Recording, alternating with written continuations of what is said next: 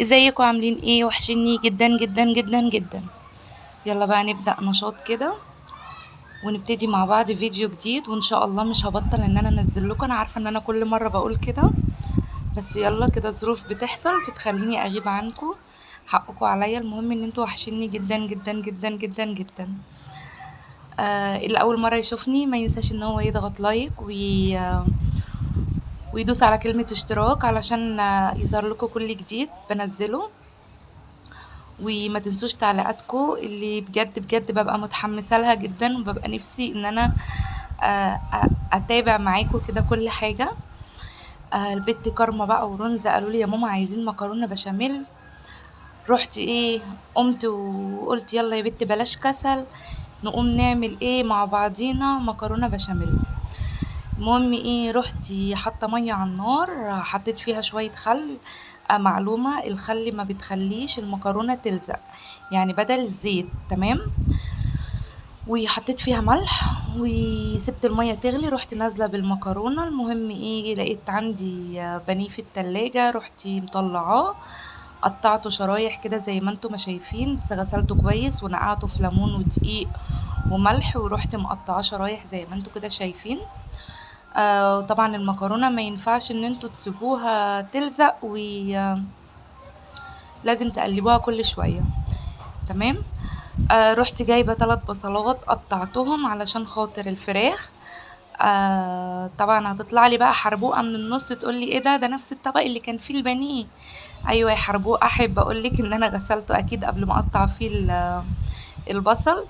رحت مقطعة 3 بصلات على البانيه.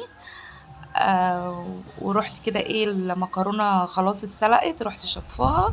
في ناس ما بتحبش تشطف المكرونه، بس انا بحب ان انا اشطفها، ما بحبش اعملها بالدقيق بتاعها. هنا بقى النجريسكو طبعا بالفراخ، انا بحب ان انا اعملها ني في ني. في ناس بتحب تشوح البصل الاول، بس لا كده بتبقى يعني اطعم اكتر. قطعت البصل على الفراخ، حطيت فيها معلقه توم، حطيت فيها شويه زيت، وسبتهم على النار يتشوحوا. جبت بقى كام بصلايه، كام قطايه كده، على كام فلفلايه. طبعا هتطلع لي نفس الحربوقه تقول لي ايه ده، هو انت ما عندكيش غير الطبق ده؟ آه, يا حربوقه انا بحب الطبق دوت. قطعت لي عليه كام فلفلايه وكام قطايه. طبعا بعد ما خدت لون بقى كده، رحت نازله بباقي الحاجه، حطيتهم على الفراخ، وسبتها ايه، تاخد وتدي كده في بعضيها.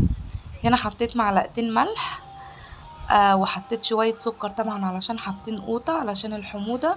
آه أي حاجة فيها قوطة لازم تحط فيها شوية سكر. هنا بقى حطيت ايه، شوية بهارات، على شوية كمون، على شوية فلفل اسود، آه على شوية كزبرة. يلا اديله ادي اي حاجة.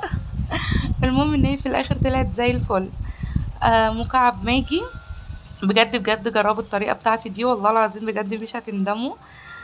حطينا هنا شوية ماجي، ورحنا ايه، نغطيها بقى ونسيبها تاخد وتدي مع بعضيها، او تاكل في بعضيها كده زي ما الناس تاكل في بعض. عادي جدا. تمام. رحت ايه غطيتها، وجينا بقى كمان شوية قلت اشوفها، لقيتها اهي الفراخ دخلت على سوا. بصوا بصوا بصوا الحلاوة، بصوا الجمال. انا عايزه اقول لكم، انا طول ما انا بعمل الاكل انا مش بعرف ادوق الاكل، بس احب ان انا ايه، اشمشم فيه كده. اشمشم فيه واقول الله. كده الفراخ بتاعتنا خلصت والمكرونه خلصت، ندخل بقى على البشاميل. انا برص كل حاجه على الرخامه، ندخل بقى على البشاميل. في نفس الحربوقه تطلع تقول لي ايه ده، هو مش الحله دي اللي انت عملتي فيها المكرونه؟ يا حربوقه، هي الحله اللي انا عملت فيها المكرونه. انا بحب طول ما انا واقفه اغسل واعمل، احسن من ان انا اكوم على نفسي مواعين كتير وفي الاخر بقى ايه اشيل همها. جبتي بقى ايه كيس سمنه حطيته. هنا جبتي الدقيق. بصوا ده ربع دقيق، انتوا بتحطوا نصه. هنا حطيت معلقتين 3، اديتها تقليبه. قلتي ما بدهاش يا بنتي بقى ايه، حطي بالكيس. احنا لسه هنحط بالمعلقه. هنهزر ولا ايه؟ المهم يعني المقدار بالظبط ان انتوا بتحطوا ايه نص الربع اللي هو التمن يعني. تمام. اديتهم تقليبة شوية، حسيت ان هما محتاجين تاني مادة دهنية، رحت حاطة شوية زيت عليهم. طبعا زيت التموين دوت ربنا يخليه لنا. هنا الكاميرا ما كانتش موضحة قوي الدقيق وهو بيتشوح في الزيت والسمنة. قعدت اقلب فيهم كده، انا مش بحب ان انا احرقهم ولا بحب ان انا اخليهم ني في ني، علشان في ناس بتحب ان هي تضربهم في الخلاط مع بعض. لا، انا بحب ايه، اديها اللون اللي انتوا شايفينه ده. تمام. طبعا في ناس بتحب تعملها بلبن بس انا بحسها دسمة قوي باللبن بس. فانا عاملة هو نص مكرونة يعني. رحت حاطة فيه ايه، نص كيلو لبن.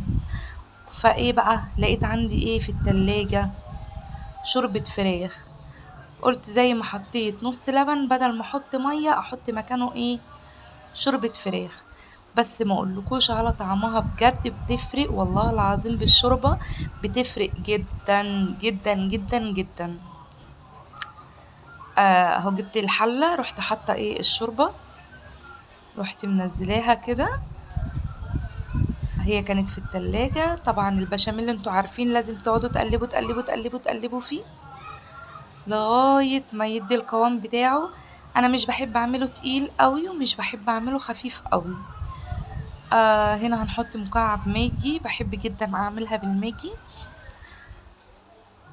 ومعلقتين ملح. بس هنا زاد مني الملح شوية، المفروض كنت حطيت معلقة واحدة. شوية فلفل اسود، بس كده. هو البشاميل ما بيحتاجش توابل اكتر من كده. تمام. وقلب قلب قلب قلب لغاية ما البشاميل ياخد القوام بتاعه. ولا بحبه يبقى تقيل قوي ولا بحبه يبقى خفيف قوي. طبعا انتوا هتشوفوا القوام بتاعه بالظبط دلوقتي هيبقى عامل ازاي. انا هنا مرضتش ان انا اطول عليكم الفيديو. فصلت ورحت عاملاه تاني علشان ايه، تشوفوا القوام بتاعه، عشان ما اطولش عليكم الفيديو. تمام.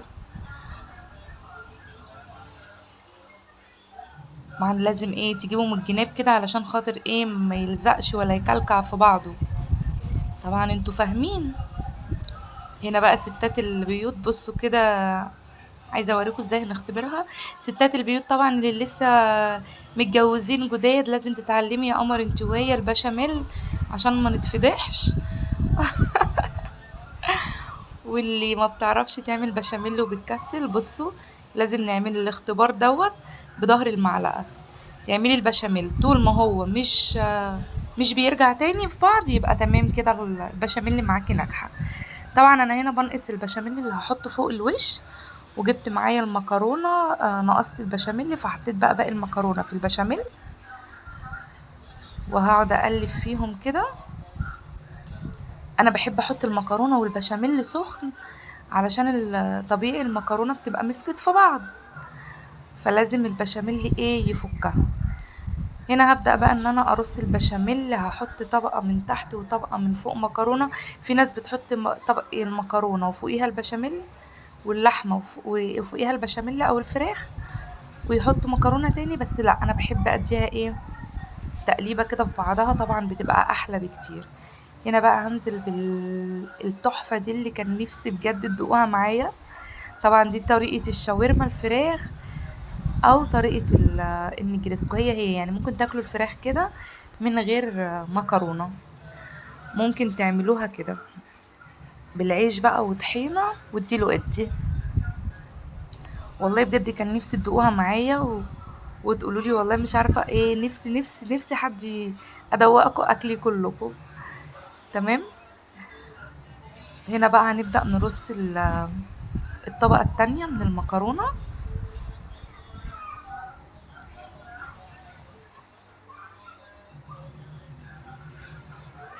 يا خراشي على الجمال. بصوا يا جدعان، انا بجد بعشق قوي وانا بعمل بشاميل لازم اخد شويه كده في طبق، ايه اكلها قبل ما تاخد وش. هنا بقى اجيب شويه المهم لو حد زيي بيعمل كده قولولي في الكومنتات. هجيب هنا بقى باقي البشاميل اللي انا نقصته على جنب، احط فيه شويه ملح شويه فلفل اسود، وهكسر عليه بيضه. في ناس بتحط بيضه جوه المكرونه، وفي ناس بتحط بيضه فوق الوش. انا بحب احط البيضه فوق الوش عشان هي اللي هتاخد ايه، اللون. وهبدا ان انا احطها فوق الوش كده. بصوا الجمال، بصوا الحلاوه، يا خرابي. وهنا كان عندي جبنه الحمد، بجد كنت مطلعاها اصلا عشان اعمل ايه، سمبوسه. رحت قلت لا يلا يا بنتي، مش هستخسر في عيالي حاجة، وهعمل لهم المكرونة اللي هم نفسهم فيها. رحت حاطة الجبنة فوق الوش كده زي ما انتم ما شايفين. قعدت، هي كانت متلجة شوية وانا كنت بحاول ايه ان انا افكها. تمام.